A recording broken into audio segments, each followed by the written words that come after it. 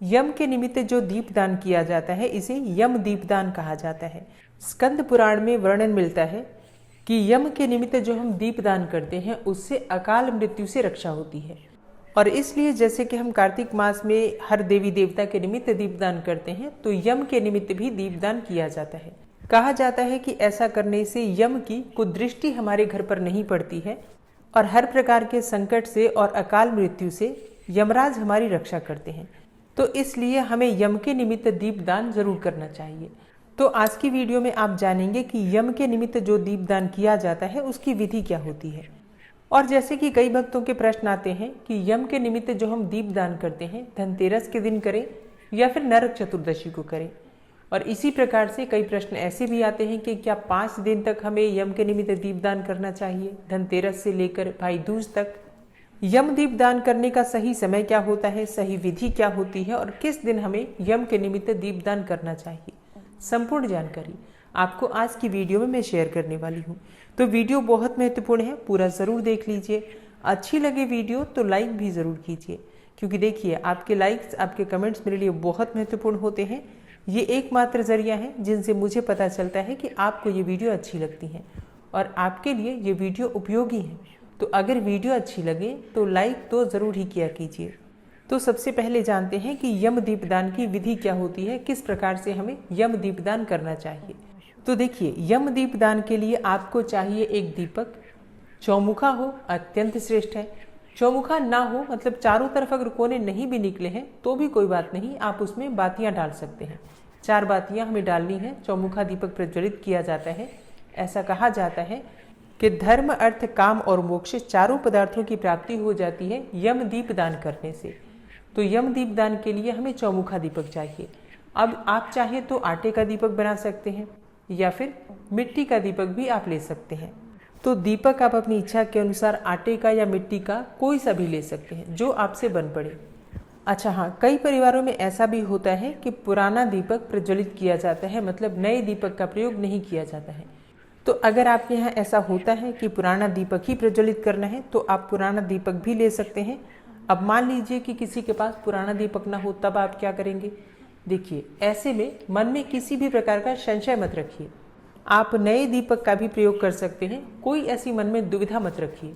मतलब देखिए, ऐसा कोई आवश्यक नियम नहीं है कि पुराना दीपक ही प्रज्वलित करना है। आप बिल्कुल नया दीपक ले सकते हैं। कोई मन में किसी भी प्रकार का डर या संशय आपको नहीं रखना है। तो मतलब यम दीपदान के लिए हमें एक दीपक की आवश्यकता है। आप चाहें तो मिट्टी का ले सकते हैं, आप चाहें तो आटे का बना सकते हैं। और अगर आप पुराना दीपक प्रज्वलित करना चाहते हैं, है आपके पास उपलब्ध, तो पुराना ले सकते हैं। नहीं है तो आप नए दीपक का प्रयोग कर सकते हैं। अब इस दीपक में आपको 2 बातियां डालनी है, लंबी वाली क्रिस क्रॉस करके दोनों बातियां आप डाल देंगे तो चारों तरफ बातियां निकल जाती हैं, क्योंकि हमें चौमुखा दीपक चाहिए। अब यहाँ भी बहुत से प्रश्न आएंगे कि हमारे यहाँ एक ही बाती का दीपक प्रज्वलित किया जाता है तो हम क्या करें। देखिए, अगर आपके यहाँ एक ही बाती का दीपक प्रज्वलित किया जाता है तो बिल्कुल आप एक बाती का दीपक भी प्रज्वलित कर सकते हैं। लेकिन अगर आप चाहें तो आप चौमुखा दीपक भी प्रज्वलित कर सकते हैं। मतलब इसमें कोई परंपरा वाली बात नहीं है। ये कार्तिक मास का दीपदान है, कोई भी कर सकता है, किसी भी प्रकार से कर सकता है, कोई समस्या नहीं है। तो दीपक आप अपनी इच्छा के अनुसार चौमुखा भी ले सकते हैं, एक बाती का भी ले सकते हैं, जैसा आपके यहाँ होता है या जो भी आप करने में समर्थ हैं। हमें यम के निमित्त एक दीप दान करना है, ये आवश्यक है। इस दीपक में हम कड़वे तेल का प्रयोग करते हैं, यानी कि सरसों के तेल का, और सरसों का तेल वाला दीपक ही प्रज्वलित किया जाता है। और इस दीपक में आपको एक सिक्का डालना है, 1 रुपये का, 5 रुपये का, 2 रुपये का, कोई भी एक नॉर्मल सा सिक्का डाल दीजिए। और हाँ, यम के निमित्त जो दीपदान किया जाता है, वैसे स्कंद पुराण में वर्णित है कि आपको जौ के आटे का दीपक बनाना चाहिए। अब ऐसा सबके लिए संभव नहीं हो पाता है, जौ के आटे का दीपक नहीं बन पाता है, तो आप नॉर्मल आटे का दीपक बना सकते हैं या फिर मिट्टी का दीपक ले सकते हैं और उसमें कुछ दाने जौ के डाल दीजिए और थोड़ी सी राई डाल दीजिए, मतलब काली वाली जो सरसों होती है वो डाल दीजिए। और इसके बाद ये दीपक आपको प्रज्वलित करना है अपने घर के बाहर, मतलब घर के मेन गेट के बाहर आपको ये दीपक प्रज्वलित करना है। अब देखिए, अगर आपके घर के बाहर थोड़ी सी जगह हो तो आप थोड़ा आगे बढ़कर भी प्रज्वलित कर सकते हैं, लेकिन अगर घर के बाहर निकलते ही दूसरों का घर आ जाता है तो फिर आप अपने घर के मुख्य द्वार पर भी प्रज्वलित कर सकते हैं, बाहर की तरफ, मतलब मेन गेट के अंदर नहीं, बाहर ही प्रज्वलित करना है। अब जैसे कि बहुत से लोग फ्लैट में रहते हैं या किराए के कमरे में रहते हैं, एक ही कमरा है, तो उनका प्रश्न आता है कि हम कहाँ प्रज्वलित करें। तो देखिए, आपके कमरे का या आपके फ्लैट का जो बाहर का मुख्य द्वार है, मतलब जिस कमरे में आप रह रहे हैं या जिस फ्लैट में आप रह रहे हैं, तो आपका जो मुख्य द्वार है उससे बाहर आपको ये दीपदान करना है। ठीक है, इस बात का ध्यान रखिए। और हाँ, बहुत से भक्तों के प्रश्न आते हैं कि क्या हम अपने घर की छत पर दीपदान कर सकते हैं यम के निमित्त? नहीं, ऐसा नहीं करना चाहिए, क्योंकि देखिए, घर की छत पर अगर आप दीपदान करते हैं तो घर का ही हिस्सा माना जाएगा, मतलब घर के अंदर का ही हिस्सा है आपका छत।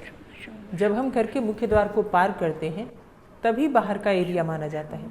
तो घर के मुख्य द्वार के बाहर आपको यम के निमित्त दीपदान करना है, अंदर नहीं। इस बात का आपको ध्यान रखना है।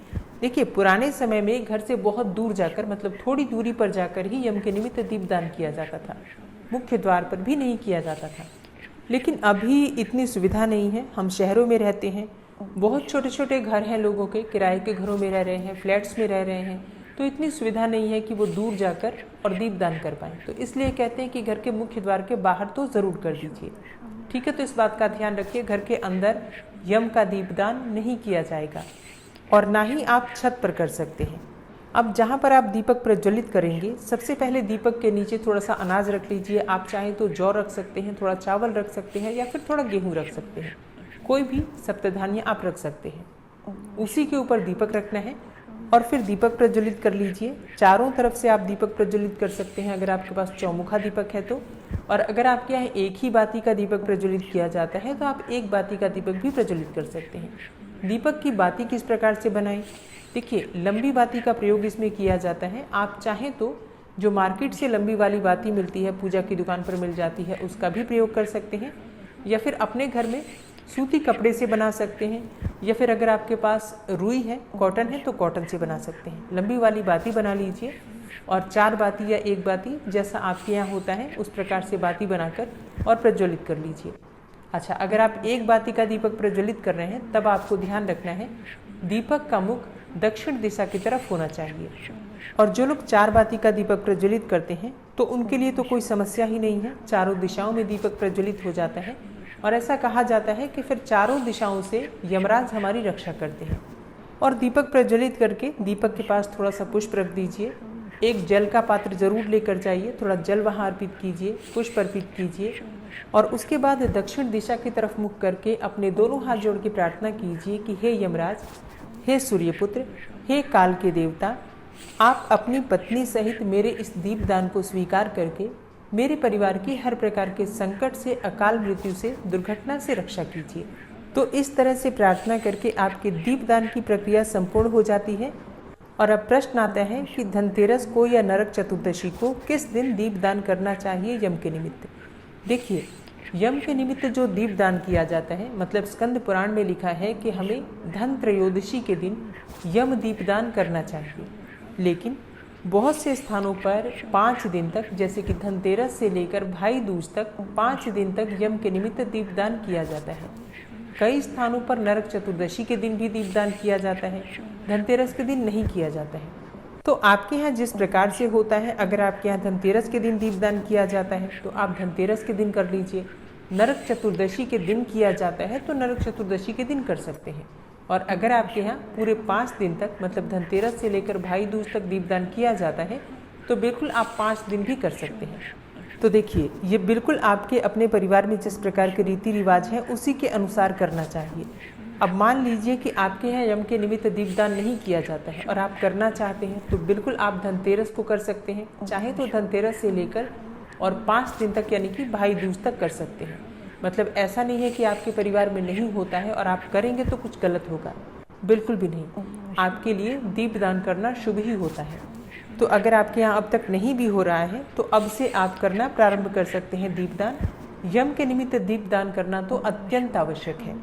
और अब बात करते हैं कि उन सामग्रियों का क्या करें जो हम यम दीपदान में प्रयोग करते हैं, जैसे कि दिए का क्या करें, अनाज का क्या करें, या जो बाती अगर उसमें बच जाती है तो फिर उसका क्या करें, जो हम दीपक के अंदर जौ डालते हैं या फिर राई डालते हैं, सिक्का डालते हैं, उसका क्या करें। तो देखिए, दीपक जो आप प्रज्वलित करते हैं प्रतिदिन, जैसे कि अगर आपके यहाँ 5 दिन दीपदान किया जाता है तो पाँचों दिन आप अलग अलग दीपक दान करते हैं। मतलब हर रोज़ नए दीपक का ही आपको प्रयोग करना है, आटे का या फिर मिट्टी का, जो भी आप ले रहे हैं। तो दीपक एकत्र करके रखिए 5 दिन तक। और जैसे कि हम दीपावली पर जो भी दीपक होते हैं सबको प्रवाहित करते हैं या फिर विसर्जन करते हैं, तो उन्हीं सामग्रियों के साथ इस दीपक का भी विसर्जन हो जाएगा। अब बात आती है कि जो आसन हम देते हैं उस आसन दिए हुए अन्न का क्या करें। देखिए, वो अन्न आप पक्षियों के निमित्त डाल सकते हैं। अच्छा, आप ऐसा भी कर सकते हैं, जैसे अगर आपके यहाँ 5 दिन दीपदान किया जाता है या फिर 2 दिन किया जाता है, तो आप चाहें तो एक ही प्लेट में आप रख दीजिए अन्न, और हर रोज़ इसी पर आप दीपदान कर सकते हैं, इसी अनाज पर। हर रोज़ आपको नया अनाज लेने की ज़रूरत नहीं है। और जब अंतिम दिन यानी कि भाई दूज का दिन होगा, तब आप ये जो अनाज है ये पक्षियों को डाल देंगे।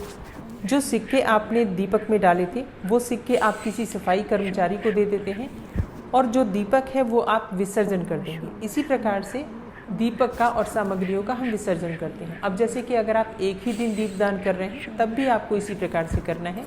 अनाज आप पक्षियों को डाल देंगे और दीपक आप विसर्जन में डाल देंगे। और अब आपका अगला प्रश्न होता है कि दीपक किस समय प्रज्वलित करें। देखिए, यम दीपदान का शुभ मुहूर्त जैसा कुछ नहीं होता है। यम दीपदान संध्या काल में किया जाता है। संध्या काल का समय जो कि प्रदोष काल का समय होता है उस समय किया जाता है। कई स्थानों पर इस प्रकार की परंपरा है कि रात्रि में, मतलब देर रात्रि में यम दीपदान किया जाता है। तो बहुत सारी चीज़ें आपके अपने परिवार में जिस प्रकार से होती हैं उस पर निर्भर करती हैं। जैसा आपके यहाँ होता है आपके बड़े बुजुर्गों से पूछकर उसी प्रकार से आपको करना चाहिए।